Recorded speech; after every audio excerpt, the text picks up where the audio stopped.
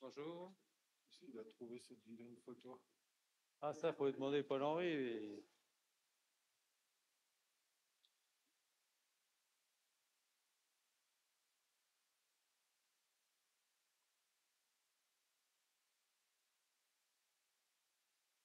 Tiens.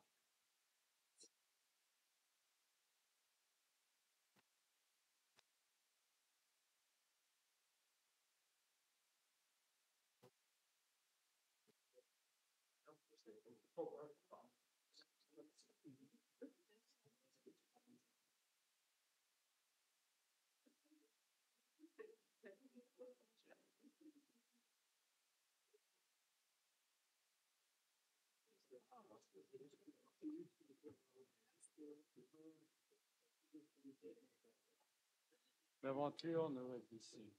C'est bien ça. On va le mettre. On va en mettre un. Je le garde. Hein, on va le mettre dans la bibliothèque. Merci. Coordonnées des chiens vient au secours de la santé humaine.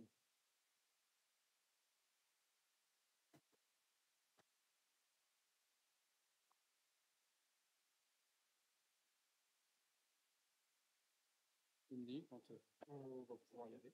18h. Ouais. À vous. Ah, oui, moi je te laisse présenter. Ouais, oui.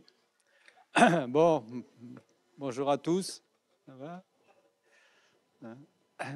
Donc je sais qu'il y a. Merci à ceux qui sont dans la salle d'être venus voir ce. Et puis je pense que tu as du monde en visio, c'est ça? Hein? D'accord.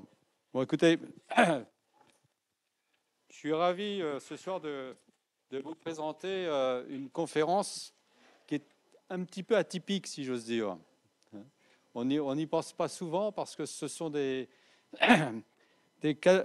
accompagnateurs fidèles et pour lesquels, généralement, on n'a que des passages. Et on reçoit aujourd'hui avec l'Institut de sécurité globale et la chaire gestion de crise, que Paul-Henri administre et anime, le professeur Dominique Grandjean, docteur vétérinaire, enseignant-chercheur à l'École nationale vétérinaire d'Alfortville, où on en parlait à l'instant, j'ai travaillé à la gendarmerie qui se trouvait juste à côté, un des plus gros centres de gendarmerie de l'Île-de-France. Hein. Donc on était voisins, mais on ne s'est jamais croisés. Voilà. Directeur de l'unité médecine et élevage du sport, ancien vétérinaire colonel. Bon, je ne vais pas vous passer la totalité de ce qu'a fait M. Grandjean, mais on voit quand même que c'est très investi sur le sujet. Et on va recevoir quelqu'un qu'on connaît mieux, à l'UTT, Mathilde Benazet. Mathilde qui est, on pourrait dire, une locale, hein, passé le master sécurité globale. Et aujourd'hui, elle n'est pas venue en tenue, je le regrette, ça aurait été pas mal. Hein. Officier de gendarmerie, qui prendra bientôt son poste, hein, qui partira aux provinces et qui a fait un travail, peut-être que vous pouvez nous le donner, sur...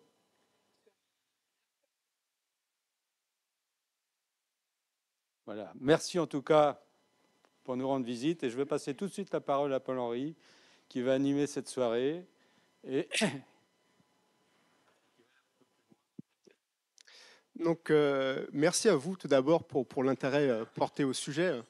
En effet, c'est un sujet qu'on pourrait penser un peu atypique dans le champ de la gestion de crise, mais c'est tout l'intérêt de cette chaire de mettre en avant des thématiques qui sont peu abordées.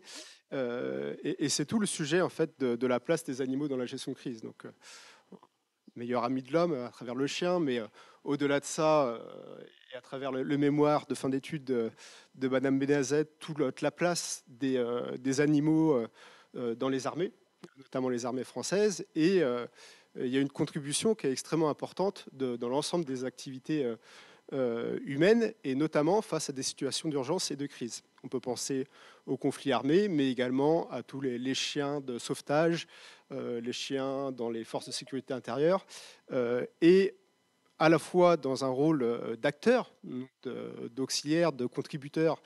On parle de chiens héros, de pouvoir aider à retrouver des personnes disparues, de pouvoir chercher des personnes lors des avalanches, mais également, et ce sera à travers les propos du professeur Grandchamp, comment ça peut aider à détecter des maladies. Et concrètement, il y a aussi une place, 30 millions d'amis, mais dans nos cœurs, à travers les animaux de compagnie, les animaux domestiques. Et c'est aussi ce qu'on pourrait appeler des victimes, comme les êtres humains peuvent être victimes d'accidents et catastrophes. Et c'est notamment à travers ça que je souhaiterais introduire le sujet, sur juste cette planche. C'était l'incendie qui a eu, le feu de forêt qui a eu lieu en juillet 2022 sur le bassin d'Arcachon, notamment au niveau de la forêt de la tête de bûche, avec, à travers tous les événements, il y a eu plus de 20 000 personnes qui ont été évacuées, mais il y a eu aussi, et on l'a potentiellement un petit peu oublié ou mis de côté, l'évacuation en urgence du zoo de la tête de bûche. C'est des éléments qui n'avaient pas forcément été pris en compte dans les plans de secours, dans les plans d'urgence. Et là, ça a vraiment été la solidarité, et notamment la solidarité de tous les zoos de France, pour pouvoir accueillir en urgence ces animaux et pouvoir les soustraire un petit peu au danger. Donc ça, c'est un premier exemple d'animaux comme potentielles victimes, ou en tout cas comme éléments à prendre en compte pour les forces de sécurité civile. Un deuxième point très rapide, avant de laisser la parole à nos invités, un petit peu sous un format de questions-réponses, hein, pour que ce soit vivant, et également en ligne, on prendra vos questions. Mais juste deux sujets récents, hein, qui datent de début 2024. On voit à travers la sécurité des Jeux Olympiques, mais la contribution des animaux, et notamment ce qu'on appelle la cynotechnique, donc la spécialité, et de comment les chiens sont investis, notamment sur ces sujets de détection d'explosifs, de détection de drogue, ainsi de suite, et comment la technologie, notamment à travers l'image de gauche, peut venir, en plus des compétences et de l'instinct animal, venir en support. Là, sur le casque, à la fois ça protège des coups, mais il y a un haut-parleur, voilà, il y a tout un tas d'outils pour aider le travail avec l'animal.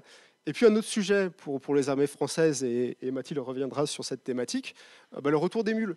Le retour des mules, quand on a des engins extrêmement sophistiqués, qui coûtent extrêmement cher, avec beaucoup de technologies pour, notamment, c'est les blindés, et des systèmes de combat très technologiques avec de l'intelligence artificielle, quand il y a une cyberattaque, quand il n'y a plus d'électricité, les mules ou les chevaux pour transporter du matériel, notamment en montagne, c'est un signe et un élément de rusticité et de résilience qui est repris par les armées.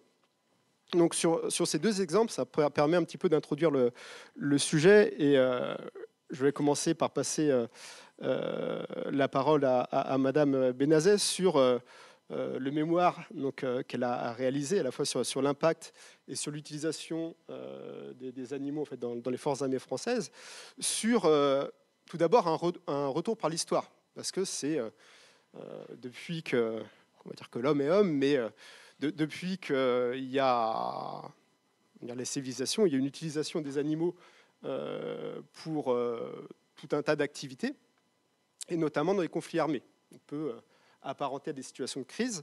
Et donc concrètement, est-ce que vous pouvez nous présenter comment, à travers l'histoire, et au regard du mémoire et des travaux que vous avez réalisés, comment ils sont employés de manière la plus large possible?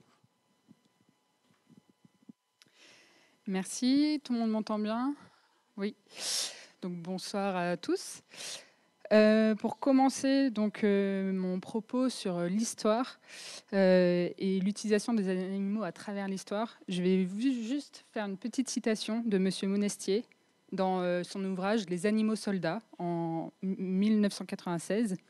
Il dit « Les hommes, non contents de se faire la guerre tout au long des siècles, ont dressé des animaux à leur image afin que ceux-ci participent aux luttes armées, des oies du Capitole aux dauphins de la marine américaine, en passant par les éléphants d'Hannibal, les chiens de guerre japonais, les rats du Mossad, les pigeons, les ânes, les otaries, les chevaux, etc. Peu d'animaux ont échappé à l'embrigadement. » Alors effectivement, là comme ça, vous allez me dire, mais des oies, des chiens, des rats, des pigeons. Mais qu'est-ce qu'elle me raconte? Je vais vous expliquer tout ça.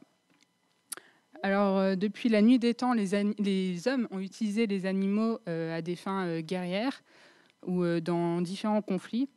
Ça peut remonter même à des usages très très anciens, notamment des grenouilles d'Amérique du Sud qui sont tellement toxiques qu'une simple flèche trempée dans leur venin est capable de tuer un animal comme un tapir, c'est-à-dire l'équivalent d'un homme. Ou encore certaines tribus africaines qui utilisaient des larves de coléoptères sur la pointe de leurs flèches, également pour empoisonner leurs ennemis. Alors maintenant, je vais parler de manière un peu plus précise. L'Antiquité, tout d'abord, donc c'est la naissance de la colombophilie, donc l'usage des pigeons voyageurs. Cela date déjà de l'empereur romain, César. Ensuite, les éléphants. Les éléphants sont une arme sur le champ de bataille redoutable parce que c'est un animal avec une certaine force et surtout une peau difficile à trancher et à percer. Donc, les éléphants sont assez régulièrement utilisés sur le champ de bataille. Les premiers à le faire, ce sont les Indiens. Ensuite, ça sera les Perses. Pour vous donner une petite idée, les successeurs d'Alexandre le Grand, donc au IIIe siècle avant Jésus-Christ, se sont affrontés sur une bataille. Et l'un avait 400 éléphants et l'autre en avait 75. Donc environ 500 éléphants sur le champ de bataille pour se mener une guerre assez redoutable. C'est à cette époque d'ailleurs qu'apparaît l'innovation de la tour à éléphant, c'est-à-dire mettre une tour sur le dos d'un éléphant pour avoir une vue sur le champ de bataille un peu plus haute, un peu plus large pour adapter la stratégie militaire.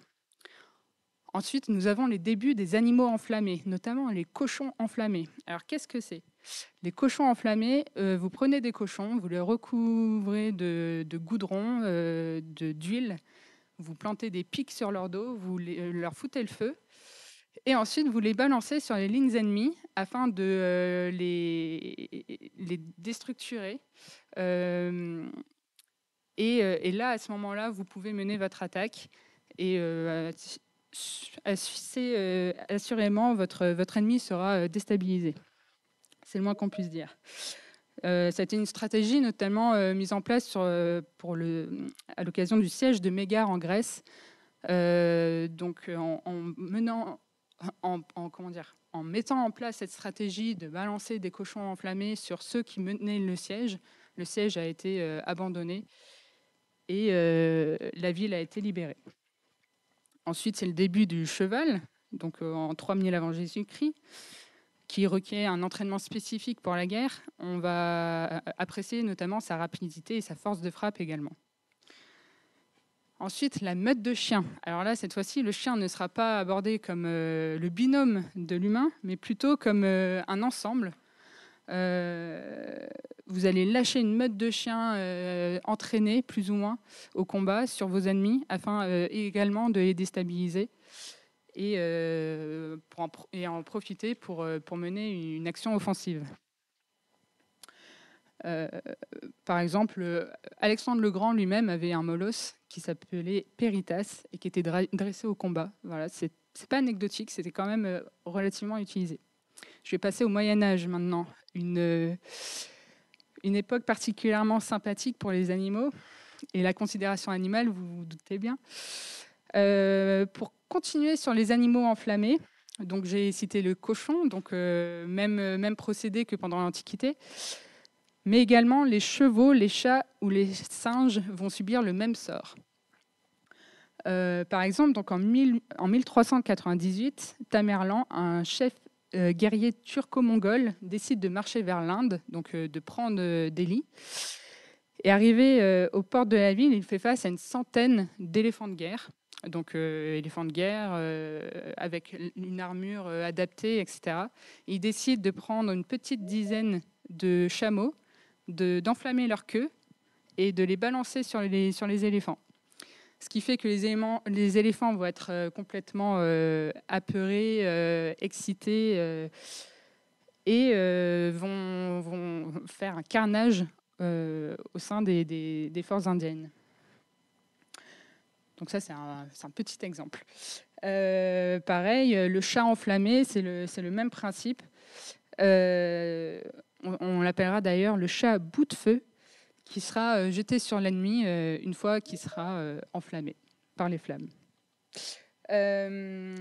L'éléphant de guerre, toujours utilisé, notamment en Asie au Moyen-Âge.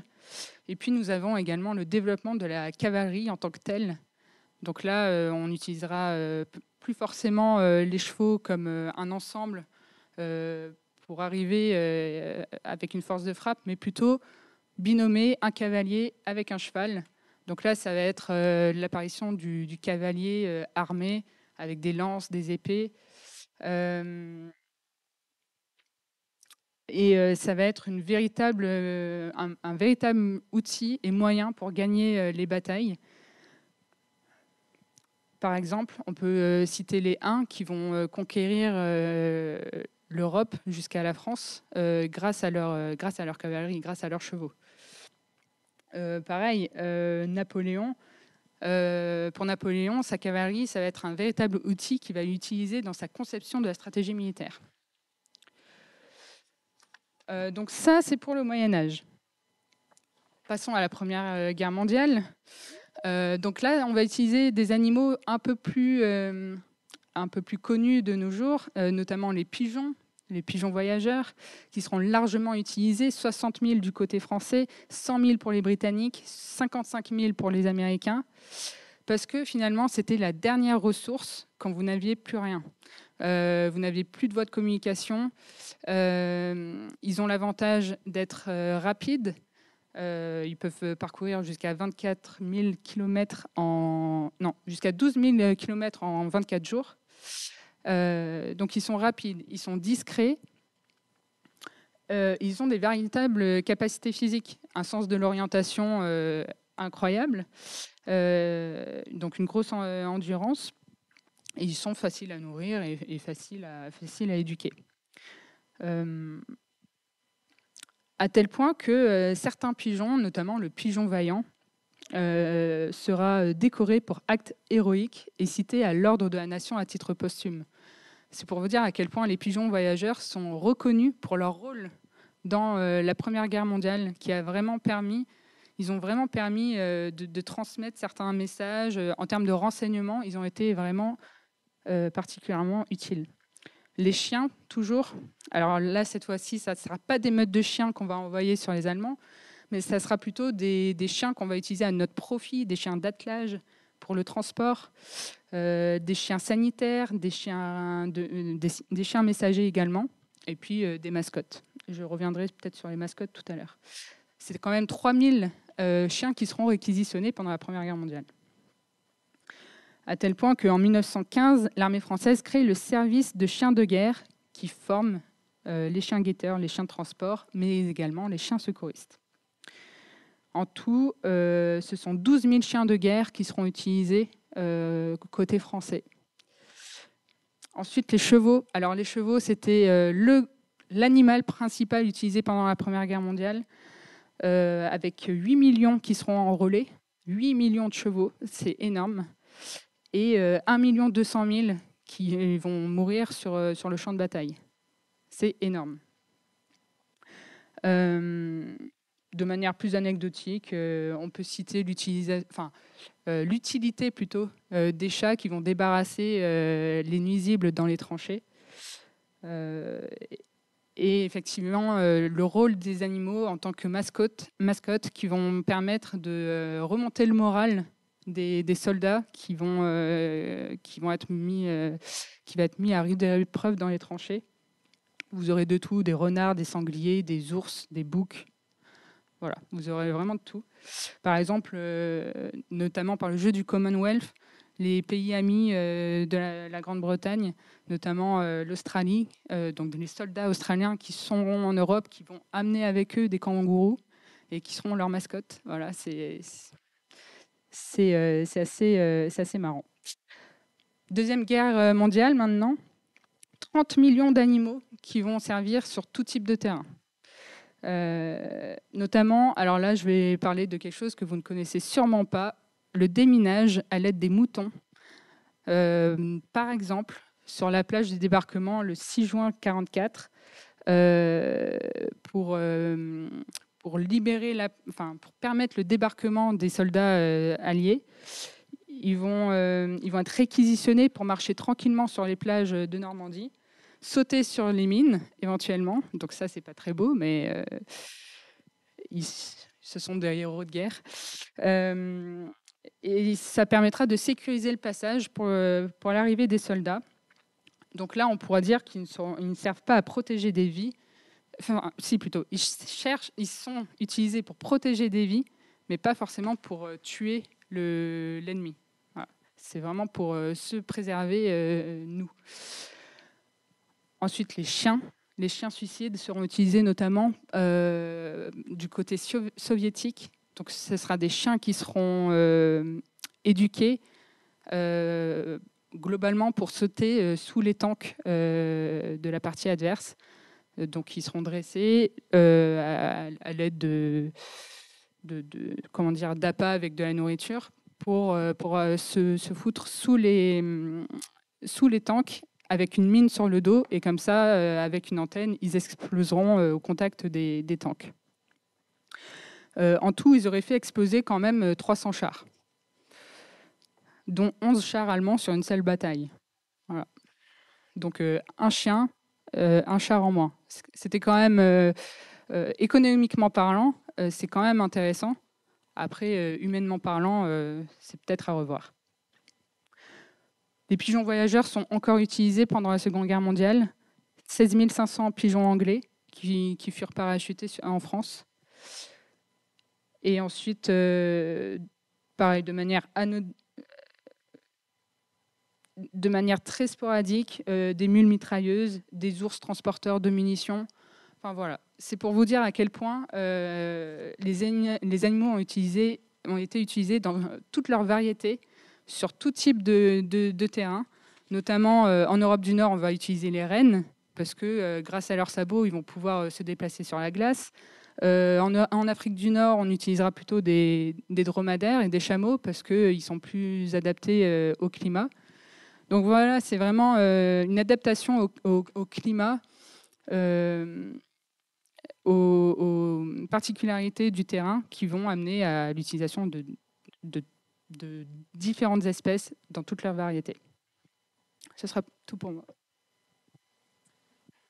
Merci Bathilde. Si on résume, c'est une utilisation à travers l'histoire et un très lourd tribut payé par les animaux sur les différents conflits armés, avec vraiment une logique d'utilisation totale, à la fois pour préserver des vies humaines, mais aussi pour utiliser lors des attaques. Les choses ont évolué, avec notamment l'éthique animale et le bien-être animal, avec une logique de protection et de droit des conflits qui a évolué aussi pour les hommes. Ça, c'est une situation quand même assez particulière de crise qui correspond au conflit armé. Pour en venir plutôt à d'autres situations de gestion de crise, au sens catastrophe et plutôt sécurité civile, protection des populations.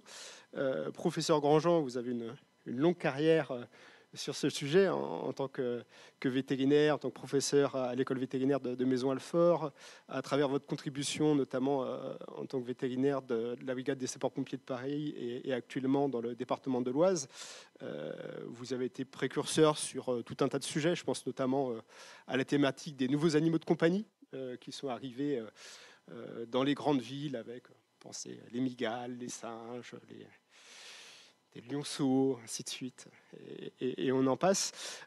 Vous, à travers votre carrière et votre regard qui a pu initier beaucoup de projets en lien avec les animaux, comment vous appréhendez en fait cette place des animaux? On a parlé essentiellement des chiens et aussi des chevaux, mais au-delà de ça, de tous les animaux qu'on peut avoir dans un peu ce cycle de la gestion de crise qui n'est pas uniquement de la réponse aux crises, mais aussi la prévention, la formation des acteurs, la réponse aux crises, et également à travers votre regard, comment ça a évolué dans le temps. Est-ce que c'est des sujets qui ont pris de plus en plus de place, et donc voilà, c'est à la fois les animaux comme victimes de situations de crise, d'incendies urbains, ainsi de suite, mais aussi comme les animaux comme acteurs de la gestion des crises. Merci. Je vais surtout vous parler en intervenant sécurité civile. Vous l'avez dit, j'ai pratiquement 35 ans d'expérience de veto-chef chez les pompiers de Paris et maintenant de vétérinaire chez les pompiers de l'Oise. Et pendant 25 ans, j'ai géré ce qui était risque biologique pour la zone de défense et de sécurité de Paris, donc l'Île-de-France en fait. Et ça nous a amené en 99 à monter un diplôme de médecine vétérinaire de catastrophe. Ça peut être surprenant, mais il y a un peu plus de 300 vétérinaires sapeurs-pompiers en France, et il y a un besoin pour une prise en compte à la fois des problèmes animaliers et des problèmes biologiques aussi, par les vétérinaires sur un certain nombre de situations de catastrophe. Alors nous, notre approche, elle est simple. Le cycle de traitement de la catastrophe, on ne l'a pas changé. Il est logique dans son fonctionnement. Par contre, on a pris en compte les différentes typologies d'animaux qu'on peut rencontrer dans les situations de catastrophes majeures ou dans les accidents catastrophiques. Alors, on a des animaux victimes, on a des animaux dangereux ou potentiellement dangereux, on a des animaux sauveteurs, on a des animaux qui peuvent se révéler sentinelles, et puis on a des animaux denrées. Voilà en gros les 5 catégories d'animaux qui peuvent nous concerner. Donc on fait en sorte de former à la fois les vétérinaires, et pas seulement les vétérinaires pompiers, mais également ceux du service de santé des armées, à toutes ces situations-là, et former également des personnels maintenant qui constituent des unités de gestion des risques animaliers qu'on trouve dans aujourd'hui 60% des SDIS à peu près. Alors, on sous-entend quoi par là? Bon, l'animal victime, voilà, je veux dire, je pense qu'on se comprend tous. Est-ce que c'est réellement à la base une vision bien-être animal, sauver les animaux, etc., etc. Je crois que ce qui a fait basculer entre guillemets les choses, c'est le tremblement de terre de Kobe à la fin des années 90, où on s'est rendu compte a posteriori que la non prise en compte des animaux domestiques dans ce tremblement de terre avait conduit 97% des propriétaires d'animaux domestiques à retourner sur site pour récupérer leur animal. Et bien évidemment, dans un tremblement de terre, surtout au Japon, vous avez des ressuscités de tremblement de terre, vous avez des répliques, et il y a un certain nombre de gens, voire un nombre certain de gens qui ont laissé leur vie. Donc, première question, est-ce qu'il ne faut pas, afin de protéger des vies humaines, essayer de sortir les gens en amont de ce qui peut se passer? La réponse est oui. Et pour prendre un exemple simple, au niveau de la zone de défense de Paris, on a beaucoup travaillé sur ces fameuses crues centenales qui toucheront un jour Paris. Et dans ces crues centenales, il y a 2 problématiques animalières. En fait, il y en a une qui consiste à dire on évacue les gens qui doivent être évacués, mais on va évacuer également leurs animaux domestiques. Et on a conçu un système un peu de cartographie, c'est-à-dire que ces gens vont être regroupés dans des gymnases, dans des mairies, enfin là où on pourra les mettre transitoirement, mais leurs animaux seront également emmenés, et on a même recensé l'ensemble des sites sur lesquels on peut trouver des cages, c'est les fameux varicannelles, pour mettre ces animaux à proximité de leurs propriétaires pendant la période où ces propriétaires vont être hébergés. Et puis la deuxième problématique de ces crues centenales, c'est les rats. Ils sont à l'ordre du jour avec les Jeux Olympiques. Enfin, il y a en gros 4 millions de rats dans Paris. Et ces 4 millions de rats, si on a des crues centenales, ils vont sortir.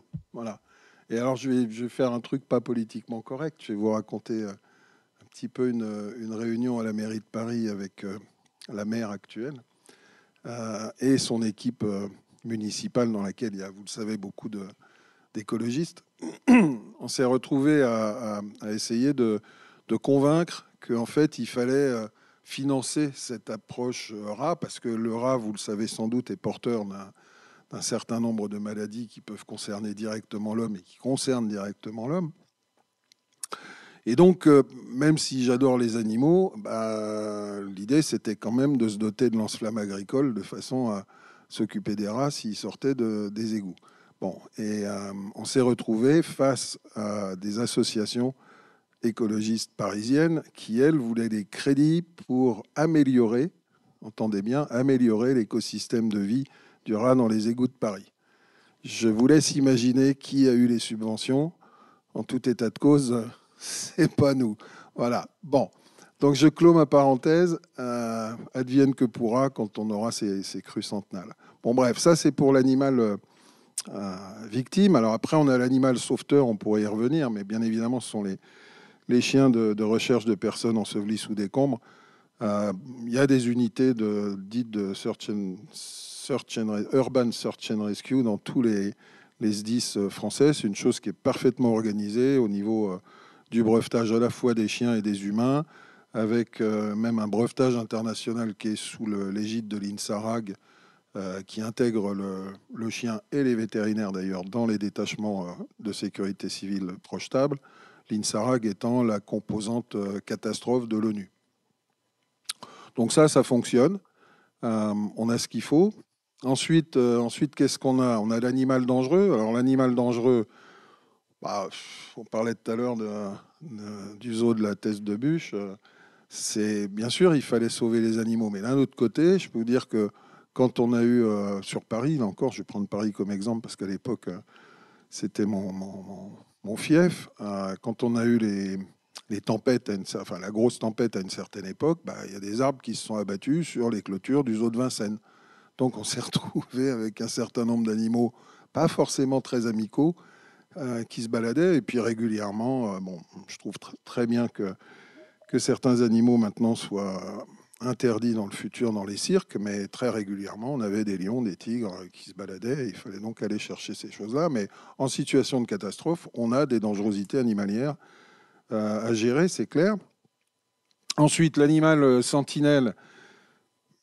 Peut-être que beaucoup ne le savent pas, c'est un peu à l'instar du canari qu'on avait dans les mines à une certaine époque pour signaler qu'il allait y avoir un coup de grisou. Le canari était très sensible au méthane et donc décédait très vite, donc ça donnait l'alerte. Il y a un animal qui est utilisé pour déceler les fuites radioactives potentielles qu'on peut avoir dans les centrales nucléaires ou ailleurs. Il n'y a pas que ça comme moyen de prévention, mais c'est le papillon. Le papillon, dès que vous avez un rayonnement radioactif, il crève instantanément. Bon. Et puis il nous reste quoi? L'animal denrée. Alors l'animal denrée, c'est quelque chose qu'on doit prendre en compte, pas forcément pour ce qui est nourriture immédiate des gens qui sont en souffrance sur une situation catastrophique, parce que maintenant les choses sont bien organisées en termes d'approvisionnement. Enfin, du moins, la plupart du temps, elles sont bien organisées quand les secours peuvent passer. Mais c'est plutôt en projection sur l'après. Je vais vous prendre un exemple, là encore. Il y a quelques années, il y a eu des coulées de boue monstrueuses au Venezuela. Ces coulées de boue ont détruit toute une région qui était une région d'élevage. Alors, on a évacué les gens, bien évidemment, mais on n'a pas évacué le bétail. Donc, le bétail a fini par y rester. Et ce qui s'est passé, en fait, c'est que tous ces éleveurs ont perdu leur métier. Cette zone a arrêté de faire de l'élevage, donc de pouvoir approvisionner un petit peu les Vénézuéliens. Et tous ces gens-là se sont retrouvés dans les favelles et les bidonvilles de Caracas, quoi. Voilà. Donc là encore, c'est tout ce travail qui est à la fois un travail d'anticipation, de prévision, de mise en place et puis de prise en compte de l'après, qui est une nécessité et qui maintenant commence à s'organiser relativement convenablement, je dirais. On essaye de faire des petits parce qu'en France, on est en avance sur ces aspects médecine vétérinaire de catastrophe, comme je dis, puisque là, on a un diplôme qui s'est lancé en Belgique et l'objectif, c'est de l'européaniser et de faire en sorte que les choses s'organisent. On est quand même un des seuls pays, si ce n'est le seul, à avoir un corps de vétérinaires sapeurs-pompiers qui soit parfaitement organisé en France, sachant que tous ces gens-là sont des pompiers volontaires, j'insiste là-dessus. Voilà. À titre anecdotique, je rajouterai juste un élément à ce qu'a dit notre camarade Mathilde. C'est la manière dont évolue maintenant le chien militaire. Je travaille beaucoup en collaboration avec un certain nombre d'universités. Il y a une université veto à Auburn, en Alabama, qui travaille depuis des années sur un système qui consiste à utiliser à la base le chien comme étant un espion. Donc le chien est doté d'un système de caméras, de micros, etc. Et puis il a un manteau. Et ce manteau, en fait, est muni de centaines de vibreurs. Et les vibreurs sont reliés à une télécommande de Wii, le jeu. Voilà. Et avec cette télécommande de Wii un peu forcée, en fait, on apprend au chien à avancer, à reculer, à aller à droite, à gauche, à se coucher, à s'asseoir, enfin bon, à distance. Et c'est ce type de chien, par exemple, qui a permis d'aller retrouver Ben Laden dans son trou, quoi. Bon. Alors, ça, c'est la vision positive de la chose. Maintenant, quand vous avez formé des chiens à ça, vous pouvez aussi leur mettre autre chose sur le dos et les emmener là où il faut pour faire boum. Et ça, j'avoue que personnellement, j'aime pas trop. Voilà, je ne sais pas si j'ai répondu à la question, mais s'il y a d'autres choses, on me demande. Parfaitement. Merci pour ce panorama un peu de la place, justement. C'est le sujet de la conférence. Madame Benazet, pour faire un état, on a fait dans la première question un détour par l'histoire, mais actuellement, si on doit faire le point sur l'usage, et notamment par les forces armées françaises, et également par une force un peu plus spécifique qu'est la gendarmerie, de comment la gendarmerie, notamment dans l'ensemble du périmètre des armées françaises, s'appuie sur les animaux dans ces différentes missions.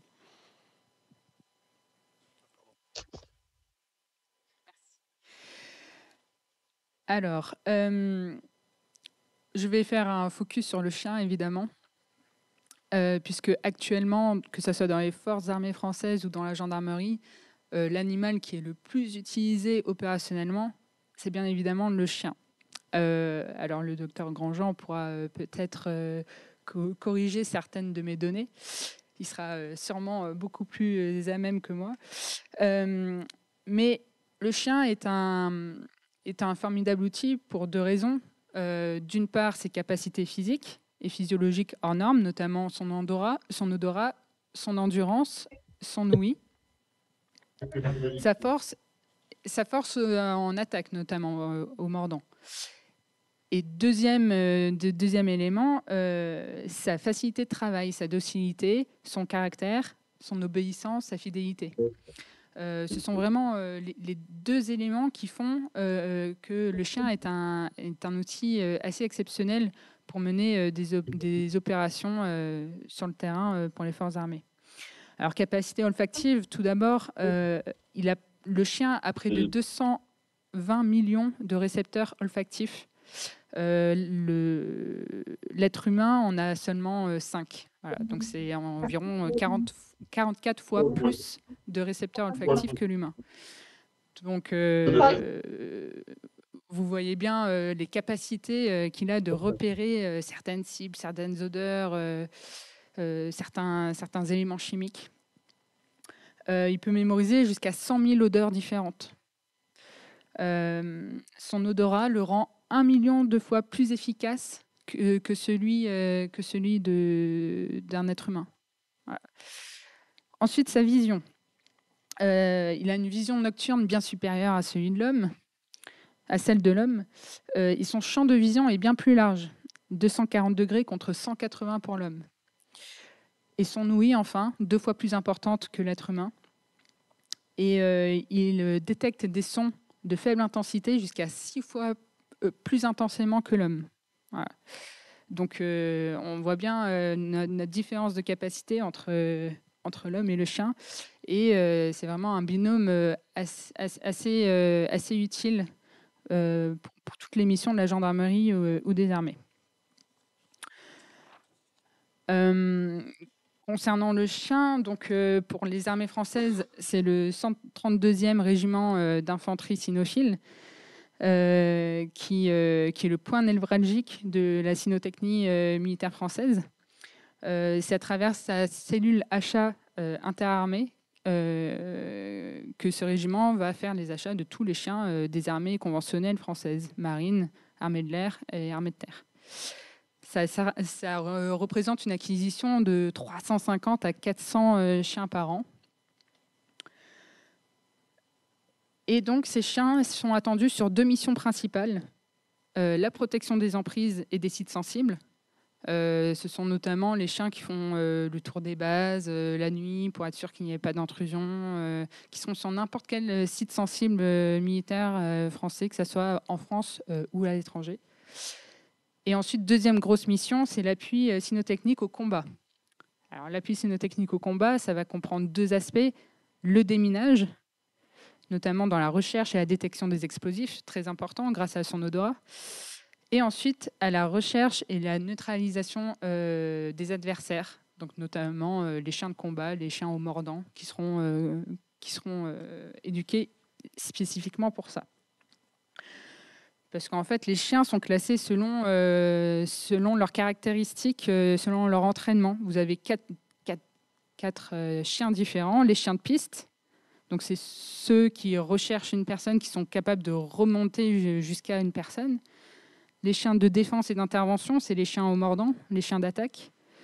Les chiens de détection, donc ce sont ceux qui vont reconnaître des odeurs particulières pour lesquelles ils seront éduqués. Donc, ils sont capables de déceler l'odeur de billets de banque, de n'importe quelle drogue, de n'importe quelle substance toxique ou inflammable ou explosive. Et ensuite, les chiens de sauvetage, très important, que ce soit dans les armées ou en gendarmerie. Le sauvetage fait partie de leur mission, ne serait-ce que pour extraire les soldats blessés, ou en gendarmerie, ils sont également utilisés à des fins un peu similaires à la sécurité civile, lors de grandes catastrophes. Voilà. Également utilisés sur des avalanches. Monsieur Richard en avait parlé tout à l'heure. Donc, les chiens dans les armées françaises représentent aujourd'hui 2200. Voilà, ils sont 2200 chiens aujourd'hui dans les armées françaises, 600 dans l'armée de l'air, 400 dans la marine, 1200 dans l'armée de terre. Donc là, j'exclus les chiens de la gendarmerie qui représentent 560 à peu près, 560 chiens. Donc en plus de ces 2200 chiens. Les chiens militaires que nous avons dans les armées françaises ont pour particularité, on l'a vu à travers l'histoire, ils sont utilisés en complément des innovations technologiques au fur et à mesure. De nos jours, c'est pareil. Vous avez des chiens dans les unités spéciales, dans les unités des forces spéciales. Ils seront entraînés spécifiquement avec les équipements des forces spéciales. Ils seront entraînés à être parachutés. Ils seront entraînés à embarquer sur des embarcations rapides. Ils seront entraînés à la nage, à l'héliportage, à l'aérocordage. Ce sont des technicités très particulières auxquelles à laquelle les chiens doivent être préparés spécifiquement. Et ça nécessite des mois de dressage. En complément de ce que disait le docteur Grandjean, c'est vrai que notre approche des animaux au sein des armées a évolué. La manière dont on les utilisait au Moyen-Âge n'est plus concevable de nos jours. On ne va plus balancer des animaux enflammés sur nos ennemis. Mais au contraire, maintenant, on va mettre en valeur les animaux qu'on va utiliser, notamment à travers des mises à l'honneur militaires. On va les décorer de médailles. Ils seront d'ailleurs décorés sur des cérémonies militaires individuellement. Vous avez un chien qui va sortir des rangs pour recevoir sa médaille. Généralement avec un discours à l'appui. Donc c'est pour vous montrer un peu le changement dans la considération des animaux, même au sein des armées. D'ailleurs, ce n'est pas rare de voir les chiens défiler, notamment le 132e RIC, de les voir défiler au 14 juillet sur les Champs-Élysées. C'est une mise à l'honneur en fait de leur service. En 2014, notamment, ils ont défilé juste derrière la garde républicaine elle-même à cheval. cette considération est aussi palpable à travers la mémoire. On va construire un cimetière spécifique pour les chiens gendarmes, par exemple. Une fois, pour les plus méritants, une fois décédés, gagneront le droit d'être dans un cimetière canin dénommé le Jardin du Souvenir et qui est situé au Centre national d'instruction cynophile de la gendarmerie, donc à Gramat dans le Lot.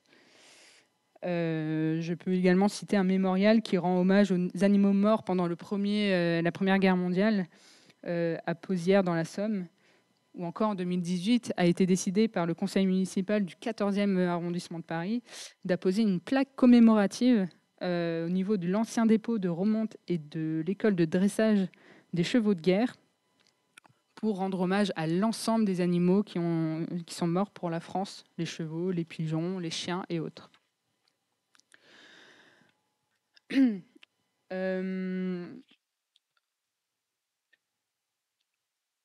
Pour vous faire un cliché instantané sur la situation actuelle dans les armées françaises, vous avez des chiens à peu près partout. En gendarmerie nationale, vous avez donc les chiens dans les unités cynophiles qui sont partout sur le territoire, en Outre-mer et en métropole. Vous les avez au sein du GIGN, donc au sein de l'unité de force spéciale de la gendarmerie. Vous avez les chevaux dans la garde républicaine, évidemment. Pour les unités militaires qui sont davantage sur le domaine de la sécurité civile, vous avez les chiens au bataillon des marins-pompiers de Marseille. Vous avez les chiens à la brigade de sapeurs-pompiers de Paris. Vous avez les chiens dans les unités de sécurité civile de l'arme du génie de l'armée de terre. Ensuite, dans la marine nationale, vous avez des chiens, notamment au sein du commando marine Kieffer. Ensuite, vous avez des chiens dans l'armée de terre, au 132e RIC, mais pas seulement. Dans plein d'autres régiments, vous avez des unités cynophiles. Vous avez également des chevaux, notamment dans certains régiments de cavalerie, qui ont gardé cette tradition de garder des chevaux montés, qui participent à des cérémonies régulièrement. Vous avez aussi des centres équestres militaires dans certains régiments de cavalerie. Vous avez des rapaces aussi dans l'armée de terre, notamment plutôt sur la partie mascotte. Dans l'armée de l'air, vous avez également des chiens dans les forces spéciales de l'armée de l'air, CPA 10, CPA 30. Vous avez également des rapaces. Alors, les rapaces, pour le coup, ils sont utilisés à des fins opérationnelles dans l'armée de l'air pour effrayer les oiseaux qui seraient sur les bases aériennes et qui pourraient engendrer des incidents aéronautiques avec les aéronefs de l'armée de l'air. Voilà, c'est pour dire ils sont encore utilisés opérationnellement. Voilà. Pour l'instant, je pense que je suis à peu près bonne pour le panorama actuel des animaux dans les armées. Merci pour l'approche exhaustive. Maintenant, je me tourne vers le professeur Grandjean pour avoir un petit peu la même approche, en plus spécifique. On ne va pas passer en revue le nombre de départements et le nombre de chiens dans tous les SDIS, mais pour en revenir plus spécifiquement à vos fonctions et puis de comment, concrètement, quel est le rôle d'un vétérinaire sapeur-pompier dans un département et comment ces connaissances, je pense notamment au risque animalier, est transmis et mis de manière spécifique dans le département pour faire face à ce type de risque ou aussi ce type de capacité en termes de forces de sécurité civile. Bon, bah, je vais faire bref là-dessus. En fait, un vétérinaire pompier dans un SDIS, il a des missions opérationnelles, il a des missions de formation, et puis il a des missions en lien avec l'hygiène. Alors on va mettre l'hygiène tout de suite de côté. C'est l'hygiène des denrées alimentaires, donc c'est l'hygiène des cuisines et de la manière dont les gens se nourrissent. Chez les pompiers, des fois, c'est un petit peu à la one again, comme on dit. Bon. Mais quand on a une toxi-infection alimentaire collective sur un centre de secours, eh ben, ça veut dire que le centre de secours, on le ferme, quoi. Donc il vaut mieux essayer de prévenir ça. Ensuite, les missions de formation, elles concernent Essentiellement les cynotechniciens du SDIS. On les forme pratiquement de A à Z, hein, puisque quand ils débutent, ils n'ont pas de chien. Elle concerne également les personnels qui gèrent ce qui est risque animalier. Donc là, il y a un gros travail de formation à la fois sur la connaissance des animaux, sur la connaissance des textes, parce qu'il y a des espèces protégées, sur le comportement ou l'éthologie des différentes espèces qui peuvent se révéler dangereuses ou moins dangereuses, mais au moins savoir les lire, et puis sur les aspects contention, quand on veut sortir un cheval ou une vache qui est embourbée, par exemple, c'est à la fois dangereux, mais on risque aussi de tuer relativement facilement l'animal si on s'y prend mal. Tout ce qui est téléanesthésie, ça c'est un exercice réservé aux vétérinaires, très clairement. Alors on peut déléguer le tir à quelqu'un d'un peu moins miro, mais on est responsable de ce qu'il y a dans la flèche et de l'endroit où va cette flèche. Puis enfin, le dernier élément de formation, c'est ce qui touche au risque biologique. Et le risque biologique, bon, on en a vécu avec la pandémie Covid, donc on a du risque naturel, dont une grande partie est zoonotique. Hein. Je vous rappelle que plus de 80% des agents pathogènes qui touchent l'homme viennent de l'animal, donc de fait, on les connaît bien. Et c'est ce qui nous permet à nous, vétérinaires, de dire qu'on a été très surpris de la manière dont a été pensée et gérée la crise Covid, parce que pour nous, c'est une dominante pathologique dans certaines espèces, les coronavirus respiratoires, depuis maintenant pratiquement 40 ans. Donc, ce n'est pas une découverte. Et on savait très bien que ce virus était un virus qui mutait. Bon, bref, je vais passer les détails. Mais c'est vrai qu'il y avait, par moments, enfin, c'était pas drôle. C'était pas drôle, mais quelque part, il y aurait eu de quoi rigoler. Voilà. Et dans ces risques biologiques, il y a aussi le bioterrorisme. Et le bioterrorisme avec les agents de la menace. Et dans ces agents de la menace, il y en a beaucoup qui sont également zoonotiques, donc transmissibles de l'animal à l'homme, que ce soit des virus ou des bactéries. Ça nous amènera peut-être à parler des chiens qui sniffent les maladies, parce que le bioterrorisme est concerné aussi. Mais il est clair qu'il y a un certain nombre de scénarios qu'on peut imaginer facilement, qui ne coûtent rien. Parce que, vous savez, quand vous faites une bombe atomique, ça coûte très cher. Bon.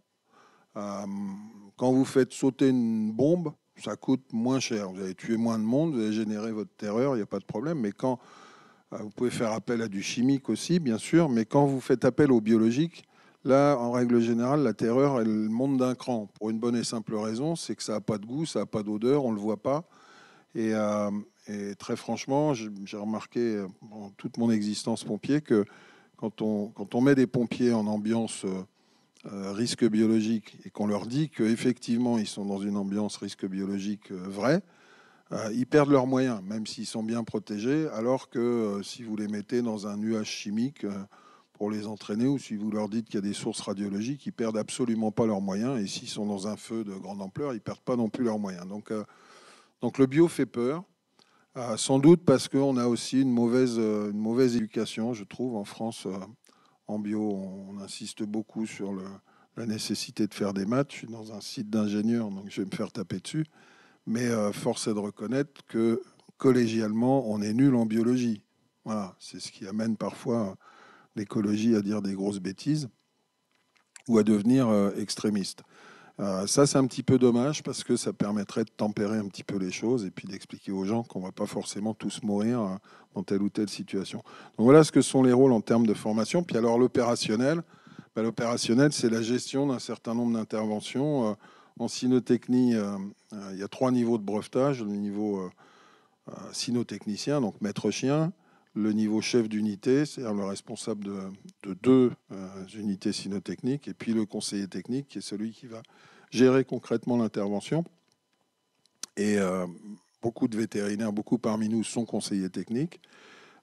Idem pour ce qui est risque animalier, où là, le véto, il a quand même un rôle encore plus prépondérant.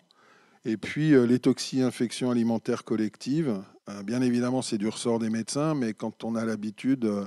on sait que dans certaines situations, on sait d'emblée de quoi il s'agit, concrètement. Je veux dire, si vous avez des dizaines ou des centaines de personnes, ça m'est arrivé, c'est pour ça que je le dis, hein, qui vous font des œdèmes de Quink à répétition, vous savez que quelque part, il doit y avoir un sushi de thon ou un stock de sushi de thon qui a subi une rupture de chaîne de froid. Ça permet d'orienter très rapidement les médecins dans leurs actes d'urgentisme. Donc ça, c'est positif. Puis après, il faut trouver la cause. Et puis, on a les interventions à risque biologique. Donc voilà, en gros, ce qu'est le panel de fonctionnement du vétérinaire sapeur-pompier. Je ferai une petite remarque à ma camarade gendarme à côté, qui n'a rien à voir. C'est que j'aimerais bien que la gendarmerie ne soit plus la dernière institution à parler d'unités cynophiles. Mais que je me bats pour ça avec les gendarmes depuis la nuit des temps.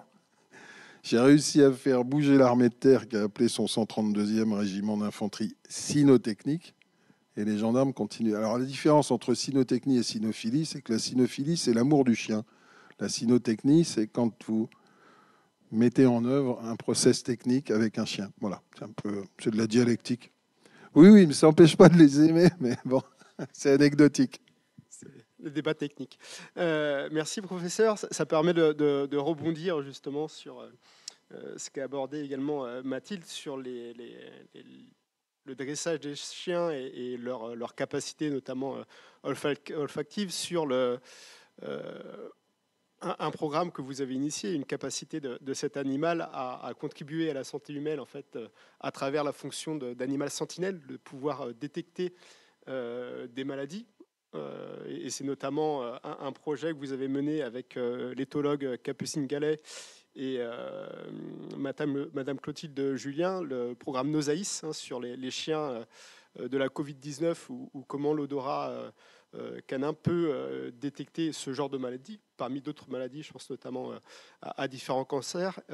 Et justement, on est en plein dans la thématique de la prévention des crises et de la contribution des animaux, leur rôle dans la prévention des crises. Donc, est-ce que vous pouvez revenir sur cette aventure et comment le nez du chien contribue à la santé humaine et tout ce que vous avez développé pour pouvoir former et aussi mettre des éléments de preuve scientifiques sur cette capacité de l'animal dans la prévention des maladies, dans la détection des maladies. Bien volontiers, parce que c'est une vraie aventure. Alors d'abord, ce n'est pas une aventure qui est terminée, puisque le programme Nosaïs, on le pérennise et on va même ouvrir un centre de recherche dédié à la détection olfactive médicale dans l'Oise, en l'occurrence. Donc c'est né ça au tout début pour ce qui concerne Covid, au tout début de Covid. On travaillait déjà sur la détection olfactive des cancers du côlon. Et en l'occurrence, on menait ces travaux au Liban. Alors, vous allez me dire pourquoi le faire au Liban. On l'a fait au Liban parce que, d'abord, on a de bonnes relations avec l'université Saint-Joseph de Beyrouth, qu'il y a là-bas un chirurgien de cancérologie digestive qui est un ami et qui est un fanat de chiens. Et surtout, pour former des chiens à dépister une maladie, il faut à un moment donné pouvoir disposer d'éléments de cette maladie. Donc si on veut former un chien à dépister des cancers du côlon, à l'époque, je dis bien à l'époque parce qu'on est en train de changer de manière de former les chiens, il nous fallait des morceaux de tumeur. Alors je ne sais pas si vous imaginez ce qu'il faut comme papier pour obtenir une autorisation de manipuler un bout de tumeur quand on est vétérinaire et pas médecin. En gros, il nous fallait 3 tonnes de documents plus une vingtaine d'années pour attendre les autorisations. Donc, on l'a fait là-bas. Et pour faire court, si vous voulez, le principe maintenant, parce que ça marche de fait, le principe maintenant, c'est que on est en train de faire une cohorte de plusieurs centaines de personnes qui viennent pour une coloscopie de dépistage. Et avant de prendre leur bout de tuyau, là où vous savez, on leur met une compresse entre les fesses pendant 3 minutes. Et puis on prend cette compresse, on la met dans un sac plastique, on envoie ça aux chiens, anonymisé. Et les chiens disent oui, non. À aujourd'hui, sur les 150 premiers cas, on a 18 personnes qui ont été marquées positives par les chiens et 18 qui sont sorties positives avec un cancer au niveau de la coloscopie. Et ça matche parfaitement. Donc le chien est fiable à 100%, sauf que tant qu'il est fiable à 100%, je me refuse de faire une publication scientifique. La biologie a horreur du 100%, donc j'attends que les chiens se trompent au moins 1 ou 2 fois de façon à assurer le coup, sinon on va nous dire qu'on triche. Bon bref, on était dans ce travail-là. Covid est arrivé, on s'est posé la question. Bon, c'était une question stupide, ça ne s'était jamais fait d'essayer de rechercher non pas un virus, mais un portage de virus actif chez l'humain, ni chez l'animal d'ailleurs. Le principe, en fait, c'est quoi? C'est de dire que c'est qu'un virus, c'est une sorte de parasite qui va à l'intérieur de nos cellules. Il se sert de notre machinerie cellulaire pour se dupliquer. Et à force de se dupliquer, il détruit un peu tout, quoi. Voilà. Il produit surtout un certain nombre de protéines, pour Covid, la spike, qui a des effets très délétères sur l'organisme. Donc on a imaginé que s'il servait de notre machinerie cellulaire, à un moment donné, il y avait forcément des molécules spécifiques à son action qui allaient ressortir quelque part. Donc on a cherché et on a commencé par la sueur et on a essayé de voir si on pouvait créancer les chiens à de la sueur de personnes positives malades et comparer ensuite à de la sueur de personnes qui n'étaient pas malades. Et on s'est rendu compte que les chiens étaient parfaitement discriminants. Donc on a lancé une série de protocoles, alors au début avec des chiens pompiers, des chiens de gendarmerie, des chiens de police nationale. Le principe étant de prendre de la sueur simplement sous les aisselles. Pourquoi? Parce que sous les aisselles, vous n'allez pas vous contaminer. On souffle, même si vous êtes malade, vous n'allez pas vous souffler sous les bras matin, midi et soir. Donc c'était ce qui nous semblait le plus safe. Et puis on a progressé comme ça et sorti un certain nombre de publications qui ont démontré que le chien était parfaitement efficace. Alors ce qui est bien, c'est qu'on a tout de suite intéressé l'OMS, et heureusement parce que c'est l'OMS qui a financé nos travaux, parce que sinon on n'y serait pas arrivé. Et puis on a intéressé une 60aine de pays, donc on travaillait en visio régulièrement avec tous ces pays, par WhatsApp aussi. Enfin, tous les jours on échangeait un maximum d'informations, on commentait leurs vidéos, etc., pour arriver au stade où, je vous la fais courte, 35 pays ont déployé des chiens, en particulier dans les aéroports. On a été nous-mêmes mettre en place des chiens à l'aéroport de Beyrouth, bien sûr, mais aux Émirats arabes unis et dans quelques autres pays. Et ça a parfaitement fonctionné. Le seul pays dans lequel on n'a pas pu déployer de chiens, je vous le donne, Émile, c'est la France. Voilà.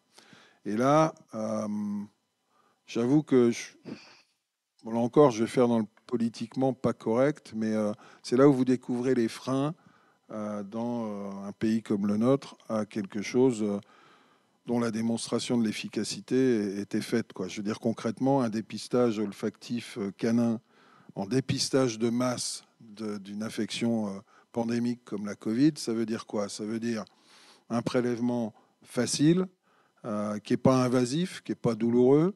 Le chien vous donne un résultat instantanément et ça coûte pratiquement rien. Voilà. Bon. À partir du moment où ça coûte pratiquement rien, c'est là où se trouve le problème. Parce que vous êtes en face. Oui, parce que quand vous faites une proposition de plan de déploiement à la Direction générale de la santé et au ministre de la Santé de l'époque, qui a vu les chiens travailler à Beyrouth, tout comme le président Macron, tout comme on a déployé un petit peu en Corse, tout comme deux ministres qui étaient Marlène Schiappa et notre actuel Premier ministre. Vous dites, ces gens-là les ont vus travailler, donc ils sont convaincus, puisqu'ils nous ont dit qu'ils étaient convaincus. Sauf qu'en face, vous avez un lobbying très puissant, c'est-à-dire que votre plan de déploiement, si vous comptez le fait que ça va coûter un peu de sous pour former les chiens, si vous voulez 1000 chiens, en gros, il fallait 2 millions d'euros pour former 1000 chiens. Et après, on est parti du principe que les gens ne seraient peut-être pas bénévoles et que donc on allait mettre des maîtres chiens derrière chaque chien et qu'on allait les payer 4 000 euros salaire chargé. C'était bien payé en plus. Bon, ce qui faisait pour 1000 chiens 4 millions par mois. Avec 4 millions par mois, on faisait 12 millions de tests en tests de masse. Hein. D'accord? Bon, à l'époque, je vous rappelle qu'une PCR coûtait au minimum 50 euros à la Sécu. Donc d'un côté, vous faites 12 millions de tests avec 4 millions d'investissements, ce qui vous met le test à 30 centimes. De l'autre côté, ça coûte 50 euros à la Sécu. Je vous laisse libre de votre jugement. Moi, j'ai le mien. Bon, ça n'empêchait pas de mettre les positifs en PCR derrière, mais en termes de dépistage de masse, c'était bon. Et comme nos résultats, il faut savoir qu'on a fait tous ces tests démonstratifs avec la PHP, donc Assistance publique Hôpitaux de Paris, hein, et que ces gens-là étaient plus que convaincus aussi, puisque on On a fait ça sur des cohortes de plusieurs centaines de personnes, que sur les asymptomatiques, on était à 100% de sensibilité, ce qui veut dire que le chien ne se trompait jamais, et que sur les symptomatiques, on était à 97% de sensibilité, donc de résultats positifs sur des gens positifs. On sait maintenant que les PCR, au mieux, je dis bien, c'est-à-dire quand elles étaient bien réalisées, avec les bons appareils bien réglés, dépassaient pas 94% de sensibilité. Voilà. Donc je clôt la parenthèse juste pour vous dire que c'est pas gagné, c'est clair. C'est-à-dire que on a abandonné, bien sûr. Enfin, on continue de travailler sur les Covid longs actuellement. Et là encore, avec des choses assez surprenantes. Je ne sais pas s'il y a des Covid longs parmi vous, mais vous en connaissez peut-être. Moi, mon épouse est Covid long. Je peux vous dire que c'est pas facile quand même à vivre pour elle, hein. Pour elle, bien évidemment, mais il y a quand même beaucoup de gens qui sont dans cette situation pas facile. On a travaillé avec, là encore, la PHP et avec des spécialistes Covid long, et on a sorti une publication dans laquelle les chiens marquaient en fait 57% des gens qui étaient Covid long, sachant que ces gens étaient PCR négatifs. Donc théoriquement, officiellement, pas de virus, alors que les chiens marquaient. Donc on s'est contenté de faire cette publication. Voilà. Bon, les médecins qui travaillaient avec nous, ils ont été punis. Ils ont été punis parce que ça voulait dire que la doctrine officielle de la Direction générale de la santé, qui est que le Covid long est une maladie psychiatrique, pouvait être secouée. Aujourd'hui, 6 mois après, 8 mois après cette publication, aujourd'hui, le monde entier sait que le virus Covid continue d'être présent chez les Covid longs. Ça a été parfaitement démontré par les meilleures équipes de virologistes du monde. Voilà. Bon. Alors, on n'est pas là à se gonfler les chevilles, à se gonfler la tête. C'est pas l'objectif du tout.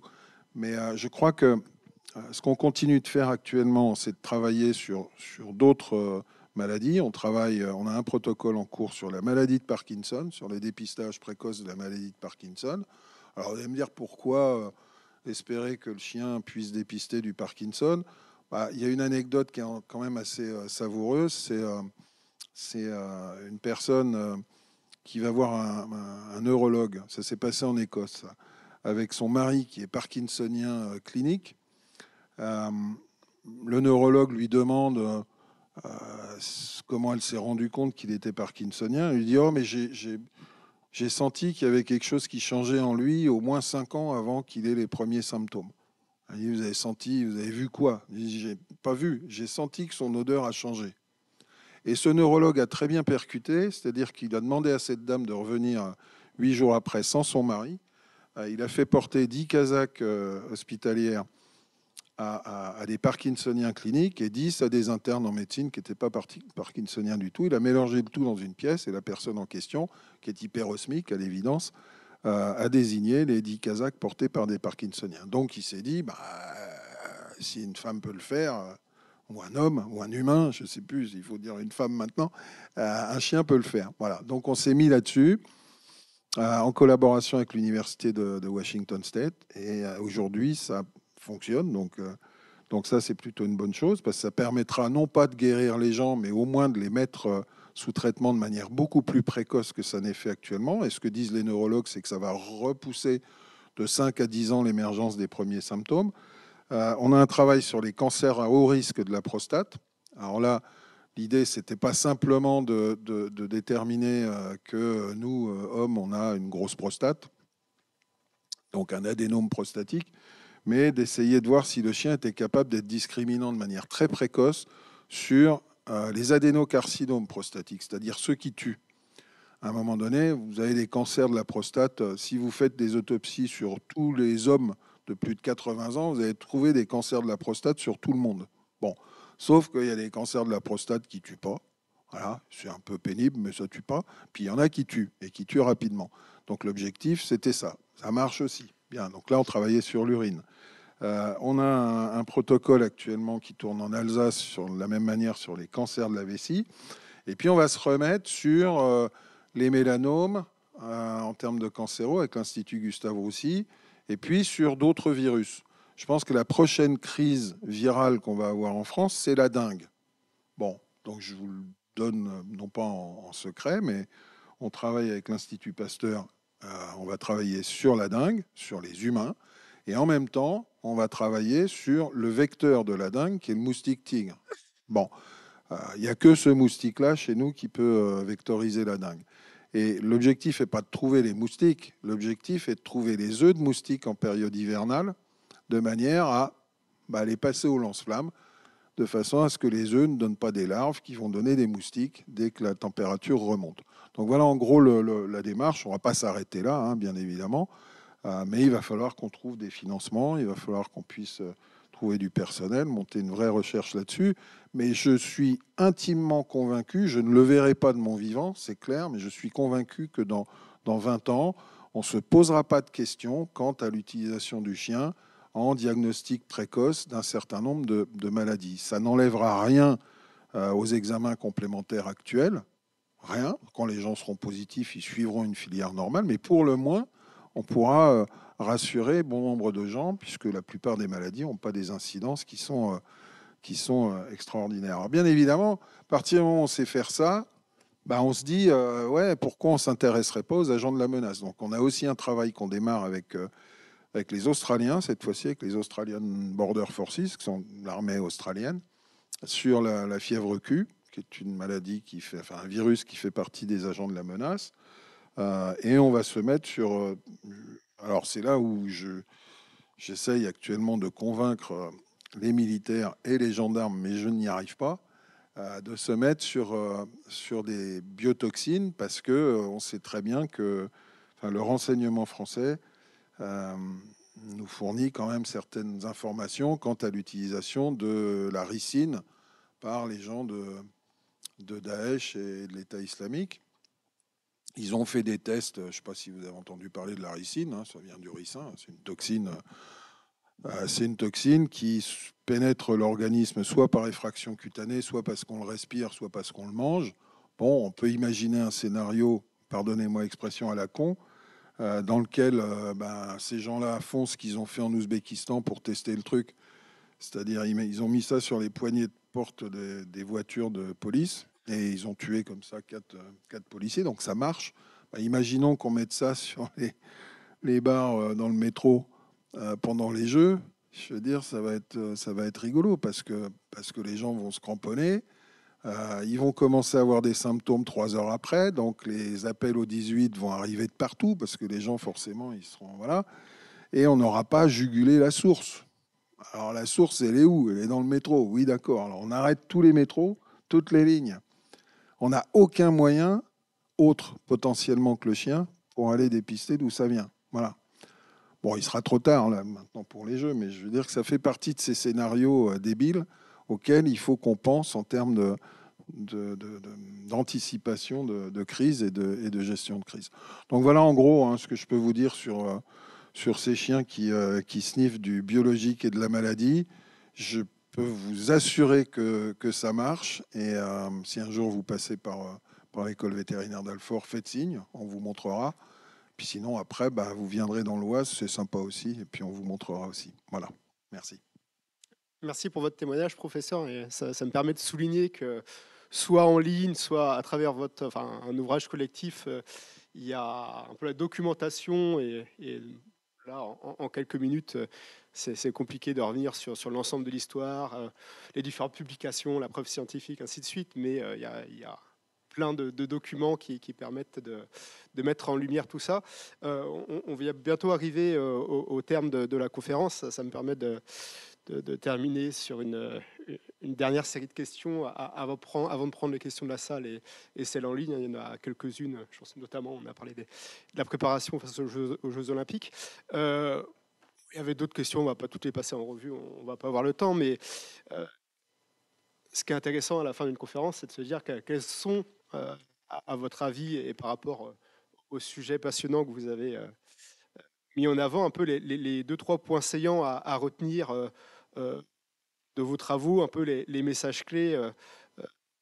Mathilde, je pense notamment dans tes travaux à toute la partie sur la place des technologies. Hein. On est dans une école d'ingénieurs et il y a cette question, on l'a vu à travers les tests PCR, mais la foi en la technique, est-ce que c'est plus fiable, l'intuition des animaux que les résultats d'une intelligence artificielle pour la détection de certaines choses, mais ça peut être aussi voilà, pour tout un tas d'autres thématiques. Donc voilà, d'avoir un peu ton point de vue, et puis après, vous, professeur, enfin, vous avez déjà mis quelques éléments saillants, mais voilà, les points à retenir sur, au-delà de votre carrière, ben, la place des animaux dans la gestion de crise, et je l'avais dit, comment ça a évolué, mais aussi qu'est-ce que vous pressentez pour l'avenir sur est-ce que c'est plus de place, est-ce que justement, pas forcément en France, mais aussi à l'étranger, et vous nous l'avez dit, vous travaillez énormément à l'international, ben, de comment potentiellement mettre plus de place, ou en tout cas de les prendre en compte dans la gestion des catastrophes et la prévention des catastrophes. Mathilde. Effectivement, cette conférence passe beaucoup trop vite.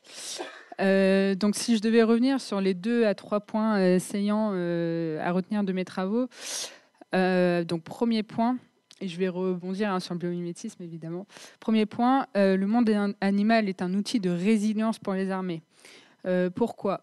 Parce que en fait, ce sont des outils de résilience sur 3 disciplines différentes. La psychologie, puisqu'ils peuvent aider les militaires à se reconstruire suite notamment à une expérience traumatique. Je pense à l'équithérapie, qui est en train de prendre un gros essor au sein des armées, où il y a une nouvelle thérapie par le service de psychiatrie de l'hôpital d'instruction des armées, en partenariat avec le centre équestre militaire de Metz, donc qui vise à reconstruire psychologiquement les soldats qui ont été atteints sur les théâtres d'opérations extérieures, par une relation de confiance avec le cheval. En fait, monter un cheval, ça demande beaucoup de maîtrise de soi, de calme. Ça aide donc les personnes qui ont été profondément marquées à reprendre finalement leur vie en main. Il y a aussi un programme de médiation canine qui est né en 2019 pour accompagner les militaires dans leur reconstruction et qui nécessite un dressage particulier. Par exemple, ils vont apprendre à les stimuler quand leur maître est en période dépressive, à les réveiller en cas de cauchemar ou à leur rappeler à prendre des médicaments. Donc voilà, donc, premier aspect de résilience, la psychologie. Deuxième aspect, ils vont s'adapter à l'environnement, même en situation très dégradée. Et en ça, les animaux sont des formidables outils de résilience. C'est ce qu'on disait, quand la technologie fait blackout, quand il n'y a plus d'électricité, quand il n'y a plus d'essence, hein, on a vu une crise des essences l'année dernière, pour se déplacer, comment on fait ? Donc effectivement, je vais rebondir sur la publication que tu as affichée tout à l'heure sur les mules au sein du 7e BCA. C'est ça en fait, c'est quand les machines nous lâchent, qu'est-ce qui nous reste ? Si on n'a plus d'Internet, par exemple, comment on va faire pour se repérer dans l'espace ? Si on n'a plus Internet, comment on va faire pour communiquer ? Sachez qu'il y a encore des pigeons voyageurs au sein de l'armée française qui sont toujours vivants et qui sont gardés dans des forts assez anciens en périphérie de Paris. Ensuite, sur la technologie, en fait, ça rejoint ça. Il reste opérationnel. Alors, attendez.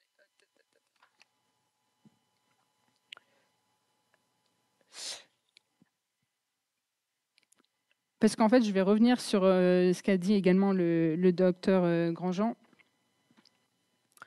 En cas de guerre asymétrique, nos ennemis n'ont pas la même technologie que nous. D'accord ? Donc nous, on s'est positionné durant ces dernières années sur une technologie sur de la haute technologie, que ce soit nos chars, nos moyens de transport, nos moyens de communication.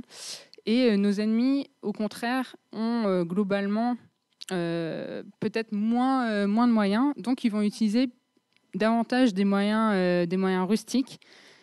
Il est intéressant peut-être de revenir à ce niveau de combat, de rusticité. Et en cela, l'usage des animaux peut être intéressant. Ensuite, donc ça c'était mon premier point, donc un outil de résilience pour les armées. Deuxième point saillant de mon mémoire, c'est que les animaux et les nouvelles technologies ne sont pas à opposer, mais au contraire sont complémentaires. L'animal est à penser au milieu des machines. L'animal, on peut le doter de certains équipements. Donc ça encore, c'est ce qu'on a vu en début de conférence avec les équipements qui sont en cours d'évaluation et en cours d'utilisation. Enfin, c'est les prémices au sein du GIGN. Ça a d'ailleurs fait, c'est la grande innovation en fait du salon de militaire d'armement Milipol de 2021. C'est à cette occasion-là que cet équipement a été présenté. Et le chien qui a fait cette démonstration a été une véritable star. Quand vous dotez un chien de... Donc en fait, il faut imaginer que ce masque qu'on a vu sur le chien, à l'intérieur, il y a une caméra thermique qui permet... En fait, c'est en connexion instantanée avec le maître chien qui est à des centaines de mètres du chien en question et qui va suivre chaque mouvement que fait le chien.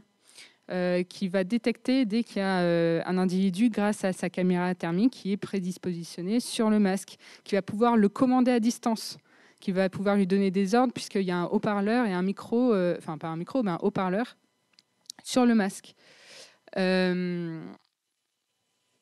Donc, en fait, c'est pas la haute technologie et l'animal, dans toute sa rusticité, ne sont pas à opposer, mais au contraire à combiner.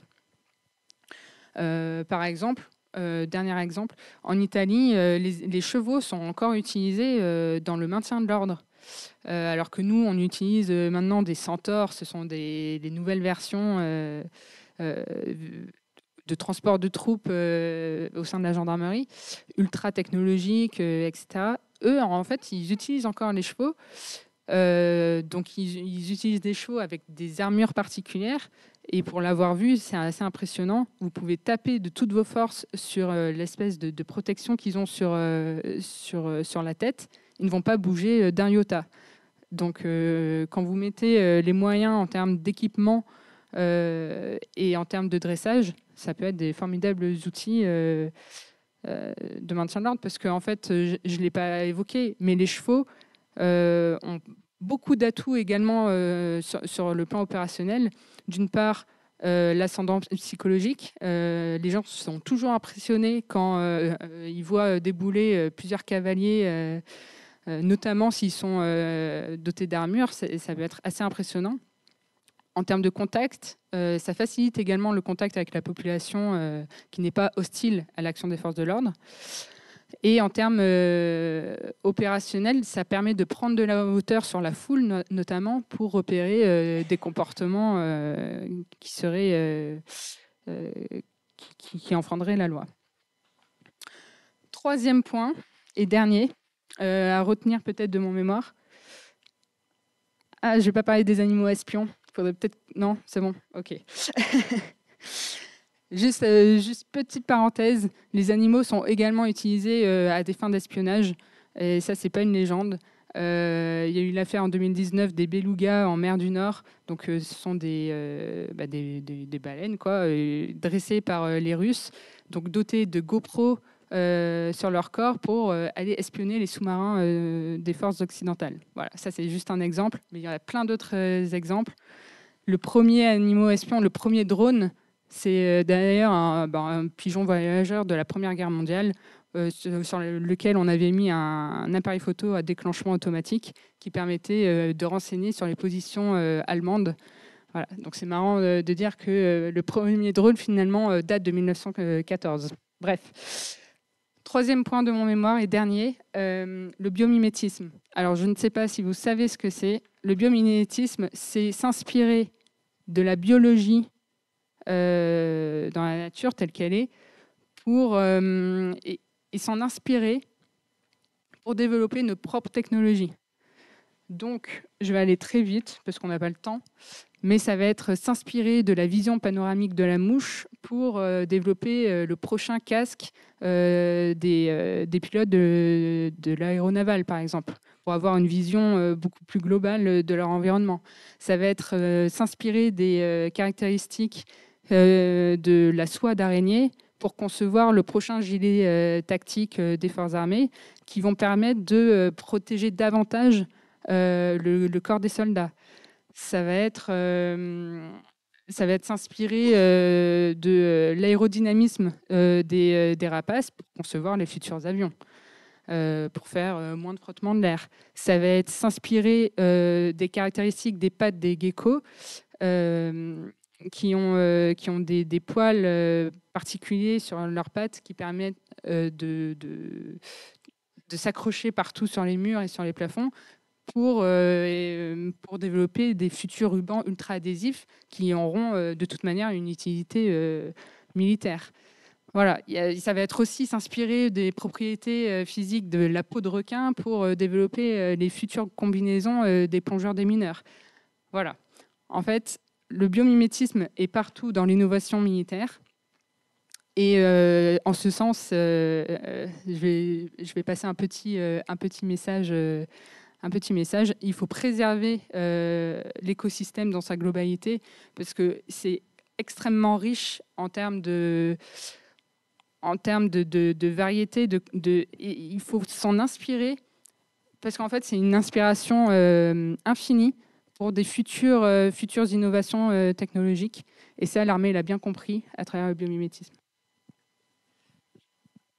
Je me permets de rebondir sur ce que tu viens de dire. Il y a 2 semaines, il y a eu une conférence TEDx UTT au Palais des Congrès de l'Aube et il y a une ingénieure, une ancienne de l'UTT d'ailleurs, qui s'est spécialisée en biomimétisme et je ne pense pas que vous soyez concerté, mais elle a eu exactement la même conclusion que toi sur la préservation du vivant et sur l'importance de trouver des solutions, notamment pour les ingénieurs, des solutions inspiré du vivant pour résoudre des problèmes d'ingénierie et notamment pour prévenir, pour trouver des solutions technologiques et économes en énergie et adaptées à tout un tas de contextes. Et ça, c'est aussi une compétence d'ingénieur et qui passe par la préservation du vivant. La même question pour vous, professeur, sur les poids saillants et les éléments à retenir au-delà de votre intervention, de votre approche de ces sujets. Merci. Moi, je finirai avec 2 choses simplement. La première, c'est ce que je vous ai raconté sur les chiens de détection médicale, avec un objectif en fait qui lui est très simple et pas technologique, qui est d'essayer de développer ça à terme au niveau du grand public, parce que contrairement à ce qu'on peut croire, n'importe quel chien peut faire ça. J'insiste là-dessus. Il n'y a pas de marque de chien qui soit dédiée à ce type d'activité. N'importe quel chien peut le faire. Et donc, je ne vous cache pas que je rêve depuis des années que sur les 7 500 000 chiens qu'il y a en France, on ait 1% de gens qui, au lieu d'aller apprendre à leurs chiens à sniffer des clous de girofle ou des grains de café dans des clubs canins, aillent apprendre à leurs chiens à sniffer une maladie et se mettre comme ça régulièrement au service de nos concitoyens pour faire du dépistage de masse dans leur département. Je ne sais pas si on y arrivera, mais c'est un objectif très clair.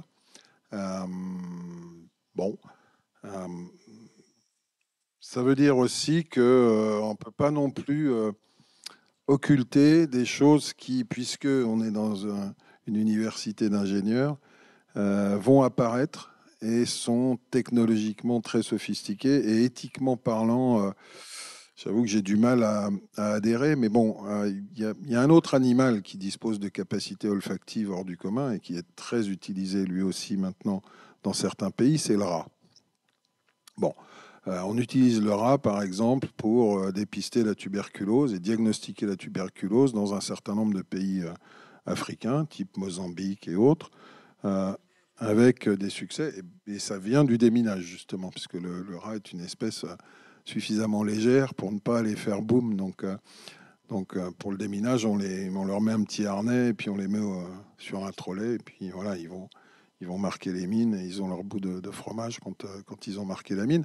Mais pour les maladies, ça marche remarquablement bien. Et ça a donné l'idée à une société américaine avec laquelle on est en contact permanent, de mettre au point un système qui commence à fonctionner. Et pour ça, il faut que je vous explique un petit peu en 2 mots comment fonctionne le phénomène olfactif. Un animal comme le rat ou le chien, quand il sent quelque chose, il sent des molécules chimiques. Ces molécules chimiques vont se fixer sur des récepteurs qui sont spécifiques de certains morceaux, certains groupements des molécules chimiques. Et chacun de ces récepteurs est relié, fait partie d'une cellule olfactive qui est un neurone, et ça va, entre guillemets, allumer une zone particulière du bulbe olfactif, qui est là. Bon, alors c'est le fait d'avoir plusieurs de ces neurones qui vont allumer différents éléments dans le bulbe olfactif qui génère un signal que l'animal va comprendre s'il a été formé à et si il est en train de sniffer la même chose que ce à quoi il a été formé. Bon, là, en l'occurrence, ces gens-là ont mis sur le bulbe olfactif de rat un film qui fait moins d'1 micron d'épaisseur, sur lequel il y a des centaines de capteurs. Et quand ces capteurs perçoivent en fait l'activité électrique des neurones en question, eh ben, ils vont eux-mêmes transmettre un message, donc transmettre l'information par Bluetooth à un élément qui est sur le collier du rat, qui lui-même va le transmettre par Wi-Fi à ce téléphone portable, lequel téléphone portable va l'envoyer à une base de données.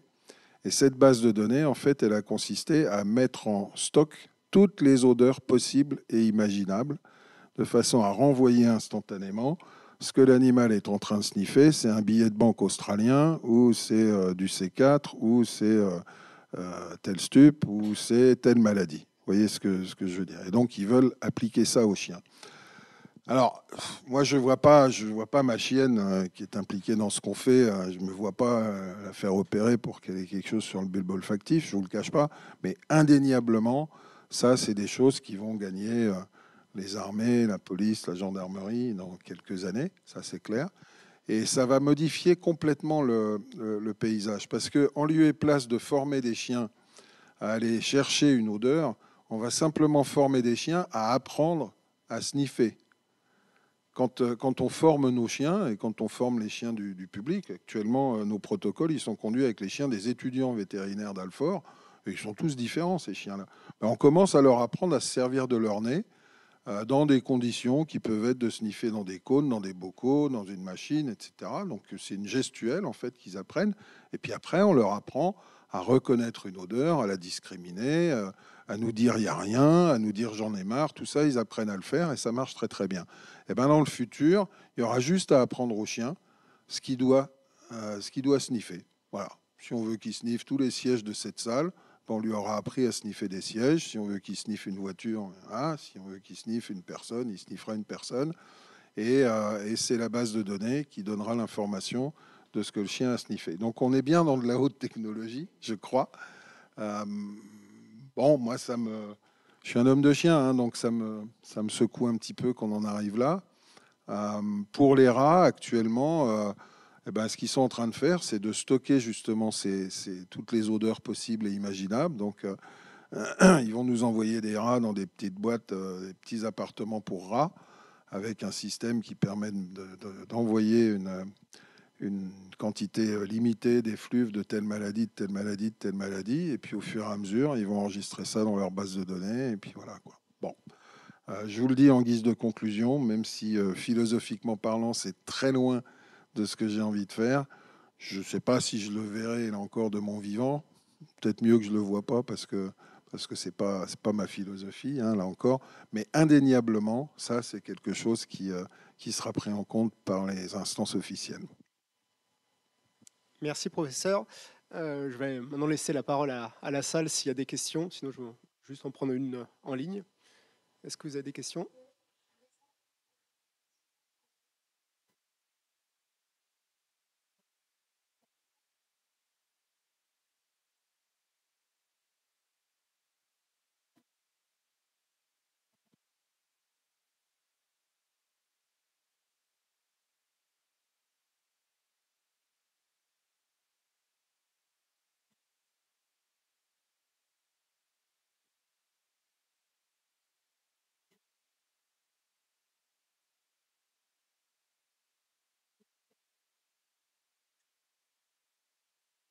La question, c'est combien de temps et combien ça coûte de former les chiens, hein.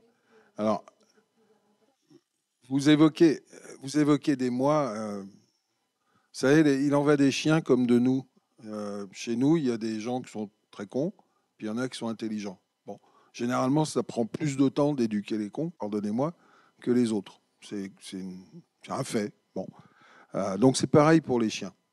Ça, c'est la première chose. Ce qui prend du temps, c'est d'éduquer la gestuelle du chien. Une fois qu'on a éduqué sa gestuelle, c'est-à-dire le fait qu'on va lui demander, si c'est un chien gendarme, on va lui demander par exemple d'éclairer toute cette pièce, savoir s'il y a des explosifs quelque part, ou de faire le tour d'un appartement pour trouver des stupes ou une voiture. Ou, vous savez, je me souviens des gens du RAID quand ils avaient en charge, parce que c'est eux qui avaient en charge l'aspect déminage des voitures du président Sarkozy.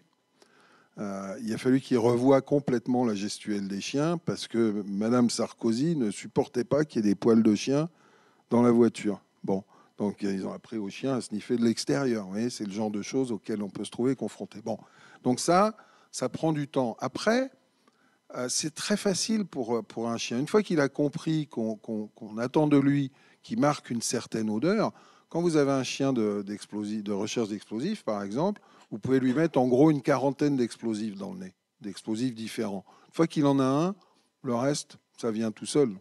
Voilà, il suffit de le récompenser au bon moment, et puis c'est tout bon. Donc, on arrive, nous, on est arrivé à former des chiens Covid en 3 semaines, avec une excellente fiabilité. Et on arrive actuellement à former des chiens qui détectent des maladies en 3 ou 4 semaines, à compter du moment où ils ont compris qu'il fallait qu'ils se servent de leur nez, ce qui n'est pas le plus simple.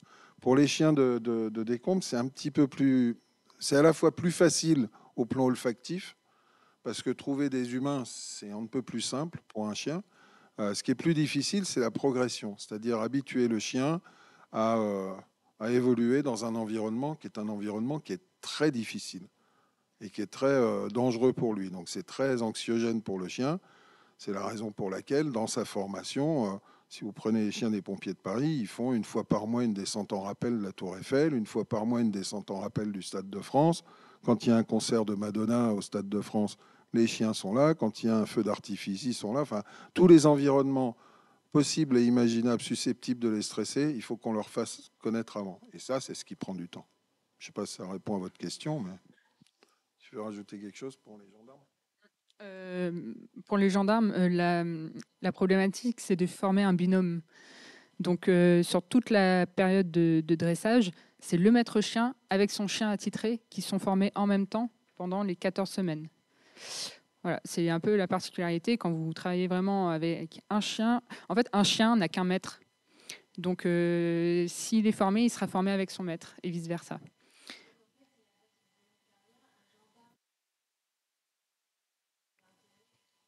Oui.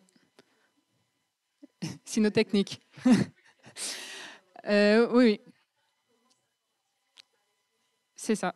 Le chien qui aura été trouvé par la gendarmerie. C'est la gendarmerie qui choisit les chiens parce qu'il passe par tout un système de sélection par le service de santé des armées, notamment les vétérinaires du service de santé des armées. Il faut qu'il ait un certain âge, il faut qu'il soit d'une certaine race, il faut qu'il ait un certain caractère et qu'il passe des tests techniques. Et une fois qu'il est validé, que le profil est validé, après, il y a les volontaires gendarmes qui sont découverts une passion pour la cynotechnie qui arrivent. Ils font les binômes et là, ils sont formés ensemble pendant 14 semaines. Après, sur des choses un peu particulières, du type le dressage du GIGN avec le masque qui demande une certaine rigueur quand même de la part du chien. Là, on va aller sur des mois d'entraînement, en fait, sur quasiment 1 an et demi d'entraînement. D'autres questions de la salle?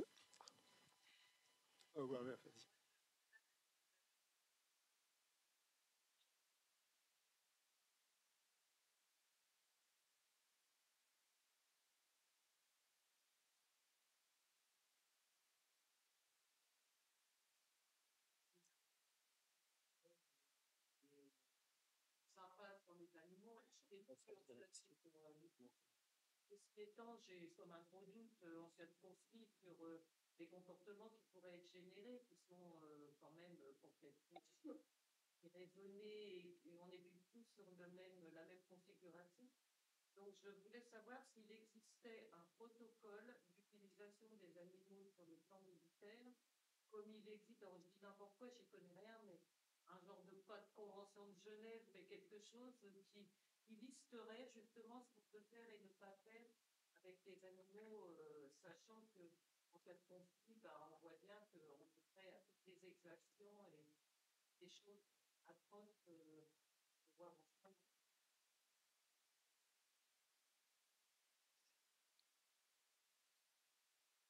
Alors, attendez. Je vais aller assez vite. Si je comprends bien, votre question porte sur la déontologie, sur l'éthique de l'utilisation des animaux au sein des forces armées. Cette question a été posée par un député, un sénateur républicain en 2018. Mais pour dire que ça turlupine quand même, même les représentants politiques. Et la réponse du ministère des Armées avait été assez claire, puisque dans les armées françaises, nous avons ce qu'on appelle l'Institut de recherche biomédicale des armées. Donc cet institut est en charge de ces questions-là. Et elle a pris en compte la notion de remplacement telle qu'elle est définie dans une circulaire européenne. Donc, qu'est-ce que la notion de remplacement ? En fait, la réglementation européenne a édicté la règle des 3 R. Remplacer dès que possible, c'est-à-dire remplacer à la place des animaux quelque chose d'autre si c'est possible. Réduire au nombre minimal les animaux qui sont utilisés dans les expérimentations. Là, je parle des expérimentations. Et raffiner afin de limiter les contraintes, c'est-à-dire limiter leur douleur lors de leur utilisation, notamment à des fins d'expérimentation. Donc ça, c'est pour tout ce qui porte sur les expérimentations sur les animaux au sein du ministère des Armées. Alors sur le champ de bataille, il est vrai que c'est un petit paradoxe. De la part du commandement et de l'institution, les animaux sont vus comme un outil de travail, comme un outil. Ils ne portent pas forcément d'attention sur l'aspect relationnel. Pour eux, c'est un outil qui est économiquement plutôt satisfaisant. Et si on doit le sacrifier sur l'autel de la mission, on le fera. Tout comme l'humain.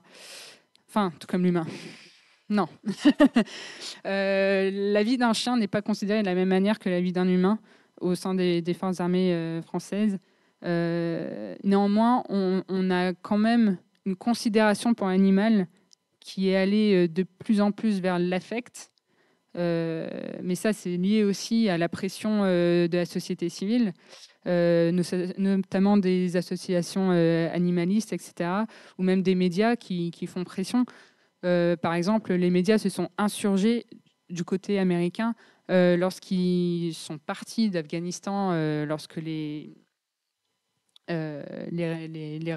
talibans ont repris le pouvoir. Certains médias américains se sont enflammés en disant oui, l'armée américaine a abandonné sur place des chiens, etc. Donc oui, la société civile est de plus en plus attentive au sort des animaux. Néanmoins, pour les forces armées françaises, ça reste un outil qui coûte moins en termes, qui est moins impactant en termes de perte de vie. Si on perd un chien, c'est quand même pas pareil que si on perd un soldat.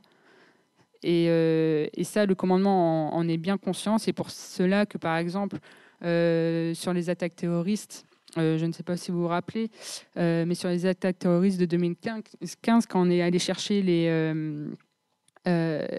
terroristes, c'est bien un chien qu'on a envoyé en tout premier.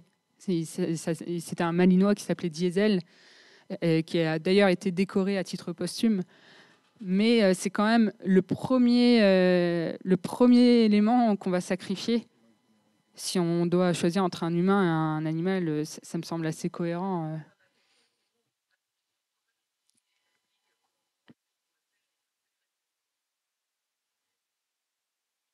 Disons que tout, en termes de santé et de soins apportés aux animaux, on a des gendarmes dans les armées qui sont les vétérinaires du service de santé des armées, qui, eux, sont garants de leurs soins, etc. Après, dans la logique militaire, ça reste des outils qui peuvent être sacrifiés, tout comme le sacrifice des soldats est inscrit dans leur contrat de travail. Je vais juste rajouter quelque chose, moi, qui n'a rien à voir avec l'armée, mais juste pour votre information. La mission des sapeurs-pompiers en France était la protection des personnes et des biens. Depuis une loi récente qui s'appelle la loi Matras, la mission des sapeurs-pompiers en France a changé. C'est maintenant la protection des personnes, des animaux, des biens et de l'environnement. Voilà. Merci à vous et puis merci pour vos questions. Il ne me reste plus qu'à vous remercier à la fois la salle et un peu plus de la vingtaine de personnes en ligne. Et en élément aussi de conclusion, déjà merci pour votre temps et l'intérêt porté au sujet. Juste une dernière petite thématique. On parle beaucoup dans le monde de la sécurité civile de la formation au premier secours. C'est important de se former au premier secours pour savoir sauver ou aider son prochain s'il a un accident de circulation, un arrêt cardiaque. Et on ne parle pas du tout, et c'est l'objet de la conférence d'aujourd'hui, mais du secourisme animalier. Vous avez potentiellement des animaux de compagnie chez vous, des chiens, des chats. Ça peut être des animaux effectivement très importants pour vous, mais quasiment personne, un recensement s'il y a des gens qui ont des animaux de compagnie, est formé au secourisme animalier. Comment faire si son chien s'étouffe, s'il y a un arrêt cardiaque. C'est des formations qui se développent. Il y a des associations en France, à l'international sur ces sujets. Prévenir les choses, c'est déjà anticiper et assurer la gestion de la crise, malheureusement, quand elle arrive. Et c'est le dernier point sur lequel je voudrais insister, c'est que le volet formation, dans une université, un temple de la formation, c'est important, et se préparer à tout ça. Voilà, c'est pas quand ça arrive qu'il faut se poser la question de je vais appeler les pompiers, je vais appeler un vétérinaire, le temps que ces personnes-là arrivent, qui arriveront certes, et peut-être qu'il sera déjà trop tard. Donc voilà. Comme pour la formation au grand public, du grand public au premier secours, si vous êtes intéressé, formez-vous aussi au secourisme animalier. Merci à vous et bonne fin de journée.